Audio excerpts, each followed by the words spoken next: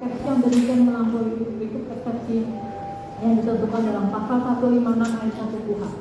Biasanya eksepsi hanya demikian menjangkau atau memasuki materi pokok perkara yang diperiksa. Selanjutnya adalah merupakan hal yang wajib bila mana penasihat hukum berusaha sedemikian rupa untuk mencari celah-celah hukum dalam usahanya melemahkan surat dakwaan penuntut umum sepanjang memungkinkan dalam usaha yang meringankan beban kliennya. Sedangkan bagi penuntut umum yang akan berusaha meluruskan perbedaan pendapat atau persepsi yang timbul dengan harapan usaha penegakan hukum tetap berjalan sesuai dengan rencana menuju tegaknya keadilan dan kebenaran, bahwa dalam pasal 156 ayat 1 KUHP telah diatur secara limitatif mengenai alasan-alasan yang dapat diterima di dalam eksepsi. Alasan-alasan tersebut telah kami uraikan pada poin-poin pendahuluan kami di atas. Maka alasan-alasan lain yang tidak termasuk di dalam ketiga ketentuan tersebut di atas jelas merupakan alasan yang tidak sah menurut hukum karena tidak memiliki nilai hukum. Yang kami hormati Majelis Hakim Pengadilan Negeri Jakarta Selatan, saudara terdakwa dan penasihat hukum, bahwa di dalam perkara atas nama terdakwa Nikita Mirzani dengan nomor register perkara PDN 154/2025, penuntut umum menuntut surat dakwaan dengan jenis kombinasi, yaitu melanggar pertama ke 1 pasal 45 ayat 10 huruf A junto pasal 27B ayat 2 Undang-Undang RI nomor 11 tahun 2008 tentang informasi dan transaksi elektronik, bagaimana yang telah diubah terakhir dengan Undang-Undang RI nomor 1 tahun 2004 tentang perubahan kedua atas Undang-Undang RI nomor 11 tahun 2008 tentang informasi dan transaksi elektronik junto pasal 55 ayat 1 ke 1 kita pernah masuk pidana, atau kedua pasal 369 ayat 1 tindak pidana pencucian uang junto pasal 55 ayat 1 ke 1 kita undang-undang hukum pidana. Pada hakikatnya surat dakwaan atas terdakwa Nikita Mirzani tersebut telah memenuhi ketentuan pasal 143 ayat 2 KUHP karena A telah memenuhi syarat formil pasal 143 ayat 2 huruf A KUHP. B telah memenuhi syarat material pasal 143 ayat 2 huruf B KUHP. Yang kami hormati Majelis Hakim Pengadilan Negeri Jakarta Selatan, saudara terdakwa dan penasihat hukum. Selanjutnya setelah kami pelajari dengan sesama sistematika dan uraian lengkap dalam keberatan eksepsi dari penasihat hukum terdakwa dari kantor hukum Fahri Bangkit and Partner Advokat Legal Konsultan serta dengan mengingat pengertian eksepsi sebagaimana diuraikan di atas, maka kami selaku penuntut umum hanya akan menanggapi keberatan yang berkenaan dengan pokok eksepsi sebagaimana ditentukan secara limitatif, yakni yang termuat dalam bagian kedua pada halaman 39 sampai dengan 116 yang pada pokoknya menyampaikan 11 poin keberatan penuntut umum. Mohon dilanjutkan.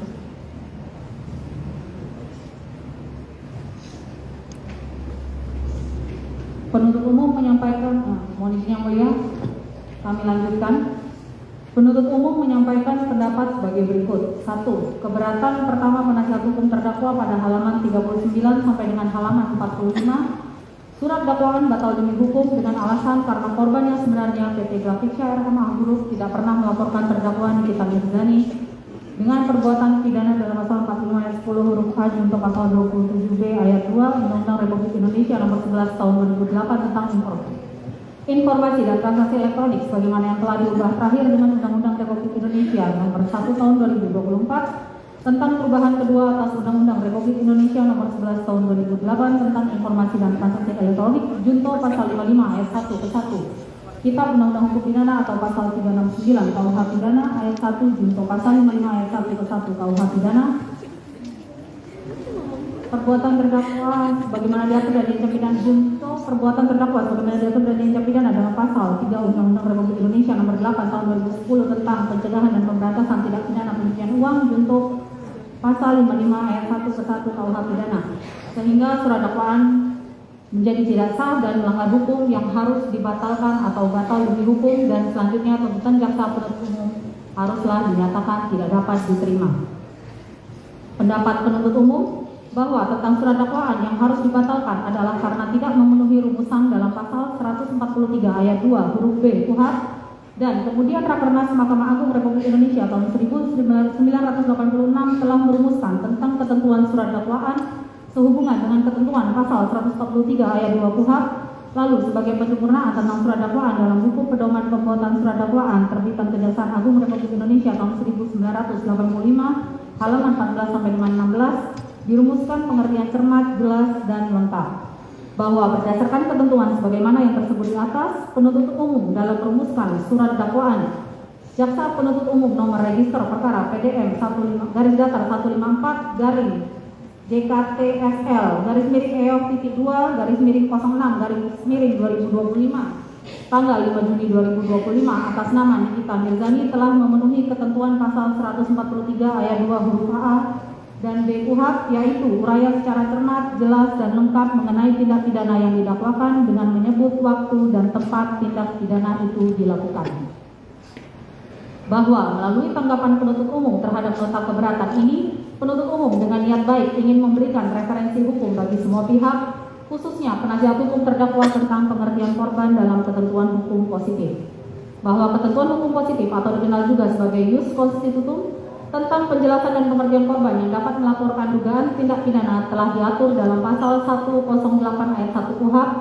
yang menyatakan setiap orang yang mengalami, melihat, menyaksikan, dan atau menjadi korban suatu peristiwa yang merupakan tindak pidana berhak untuk mengajukan laporan atau pengaduan kepada penyelidik dan atau penyidik baik lisan maupun tertulis. Dan ayat 2 yang menyatakan setiap orang yang mengetahui permufakatan jahat untuk melakukan tindak pidana terhadap ketentraman dan keamanan umum atau terhadap jiwa atau terhadap hak milik, wajib seketika itu juga melaporkan hak tersebut kepada penyelidik atau penyidik. Bahwa alasan penasihat hukum terdakwa tersebut sudah menyentuh pokok perkara atau di luar ruang lingkup materi eksepsi, yang mana akan kita gali dan kita buktikan bersama-sama di dalam acara pembuktian di persidangan nanti. Serta bagaimana mungkin penasihat hukum terdakwa mengatakan saksi Reza Gladys Pretianisari sebagai pelapor tidak ada hubungan hukum dengan terdakwa, sementara pemeriksaan sidang belum dimulai, yang mana untuk mengetahui benar dan tidaknya fakta tersebut tentunya kita harus memeriksa saksi-saksi, terdakwa, dan barang bukti di persidangan. Namun untuk menjawab rasa penasaran tim penasihat hukum terdakwa, maka kami akan menjelaskan sedikit mengenai pihak yang berwenang untuk melakukan laporan atau pengaduan kepada penyelidik maupun penyidik sebagaimana yang diisyaratkan pada pasal 108 KUHP tersebut. Penuntut umum dalam surat dakwaan nomor register perkara PDM /154 JKTSL /EO.2 /06 2025 telah menguraikan secara terang benderang tentang fakta kejadian percakapan tanggal 3 November 2024, 13 November 2024, dan peristiwa 14 November 2024 yang pada intinya menjelaskan dan menerangkan saksi Reza Gladys Pretianisari mengalami kerugian sebesar 4 miliar rupiah akibat perbuatan terdakwa Nikita Mirzani bersama-sama dengan saksi Ismail Marzuki yang melakukan perbuatan mengancam melalui aplikasi WhatsApp dengan ancaman secara lisan dan tulisan akan menghancurkan kredibilitas saksi Reza Gladys Pretianisari, yang mana uang sebesar 4 miliar rupiah yang diterima oleh terdakwa secara nyata adalah uang pribadi saksi Reza Gladys Pretianisari yang menjadi korban dalam perkara ini. Bahwa sangat kelirulah penasihat hukum terdakwa menyatakan PT Glavicia RH Group adalah merupakan korban bila dikaitkan dengan pasal 2024 dan peristiwa 14 November 2024. Bahwa fakta kejadian dalam uraian surat dakwaan sudah secara terang benderang menerangkan saudari Reza Gladys Pretianisari adalah korban dengan pembuktian fakta kejadian adanya perbuatan saksi korban melakukan transfer uang sebesar 2 miliar rupiah pada tanggal 14 November 2024 dan penyerahan uang sebesar 2 miliar rupiah secara tunai kepada saksi Ismail Marzuki pada tanggal 15 November 2024 dan kesemuanya itu adalah atas suruhan terdakwa Nikita Mirzani. Sehingga telah jelas saudari Reza Gladys Pretianisari merupakan orang yang mengalami dan atau menjadi korban dalam peristiwa tersebut dan merupakan orang yang memiliki hubungan hukum dengan tindak pidana yang dilakukan oleh terdakwa, sehingga saudari Reza Gladys Pretianisari telah sesuai dengan kategori sebagai pelapor sebagaimana diisyaratkan dalam pasal 108 KUHP. Namun kembali lagi untuk mengetahui fakta dan kualitas alat bukti dalam perkara ini haruslah dilalui dalam acara pembuktian pada sidang pemeriksaan pokok perkara di Pengadilan Negeri Jakarta Selatan sebagai judek saksi yang berwenang memeriksa dan menguji materi perkara ini sesuai wilayah hukumnya. Dengan demikian, alasan keberatan penasihat hukum tersebut sangat tidak beralasan dan sudah sepatutnya ditolak. 2. Keberatan kedua penasihat hukum terdakwa pada halaman 45 sampai dengan halaman 48 surat dakwaan dapat mendukung karena surat dakwaan error in subjecto dalam menguraikan subjek hukum yang menjadi korban sehingga dakwaan menjadi tidak sah dan tidak lengkap dan tidak cermat. Pendapat penuntut umum bahwa keberatan penasihat hukum terdakwa masih mengulang keberatan yang pertama dengan substansi subjek hukum yang menjadi korban dalam perkara aku. Dalam hal ini pendapat kami penuntut umum masih sama dengan pendapat poin sebelumnya, tetapi dapat kami tambahkan melalui tanggapan penuntut umum terhadap nota keberatan ini. Penuntut umum kembali dengan niat baik ingin memberikan referensi hukum bagi semua pihak, khususnya penasihat hukum terdakwa tentang Undang-Undang Nomor 43 Tahun 2007 tentang Perpustakaan bab 13 Kebudayaan Kegemaran Membaca pasal 49 yang menyebutkan pemerintah daerah dan masyarakat mendorong tumbuhnya taman bacaan masyarakat dan rumah baca untuk menunjang pembudayaan kegemaran membaca. Bahwa dengan semangat pembudayaan kegemaran membaca, kami mengajak kepada penasihat hukum terdakwa untuk kembali membaca uraian surat dakwaan nomor register perkara PDM 154 dari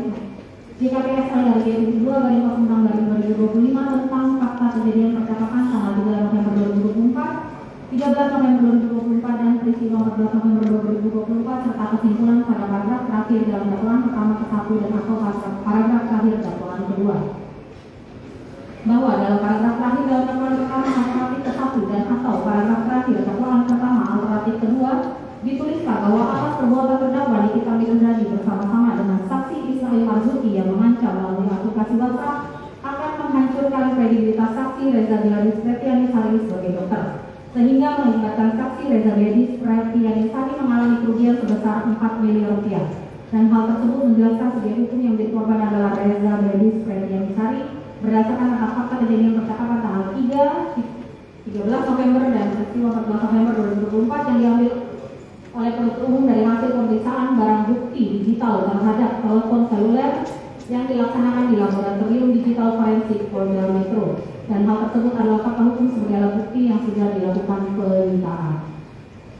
Bahwa penuntut umum menghimbau kepada penasihat hukum terdakwa agar membaca dengan cermat tentang unsur dakwaan pasal yang dituangkan dalam surat dakwaan dalam perkara aku dan dikaitkan dengan pengertian korban sebagaimana pasal 108 ayat 1 KUHP serta tentang fakta hukum yang menerangkan tidak ada satu fakta kejadian apapun dalam uraian surat dakwaan yang menyebutkan nama PT Laficia RMA Group. Apalagi fakta kejadian tentang menyatakan adanya perbuatan terdakwa Nikita Mirzani kepada PT Laficia RMA Group melakukan percakapan yang mengarah kepada perbuatan ancaman pencemaran nama baik atau pembukaan rahasia untuk menyerahkan sesuatu, khususnya pada fakta kejadian percakapan tanggal 3, 13, dan 14 November 2024. Bahwa fakta kejadian dalam uraian surat dakwaan sudah secara terang benderang menerangkan Reza Gladys Pretianisari adalah korban dengan pembuktian fakta kejadian adanya perbuatan korban melakukan transfer uang sebesar 2 miliar rupiah pada tanggal 14 November 2024 dan penyerahan uang sebesar 2 miliar rupiah secara tunai kepada saksi Ismail Marzuki pada tanggal 15 November 2024. Dan kesemuanya itu adalah atas suruhan terdakwa Nikita Mirzani.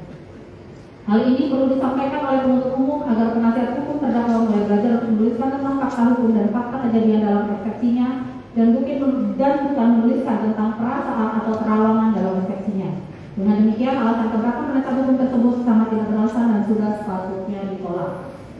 3. Keberatan ketiga penasihat hukum terdakwa pada halaman 45 sampai dengan halaman 55 surat dakwaan batal demi hukum karena jaksa penuntut umum melakukan manipulasi hukum berupa penyelundupan pasal di dalam menyusun surat dakwaannya sehingga merubah substansi delik yang awalnya delik umum menjadi delik aduan.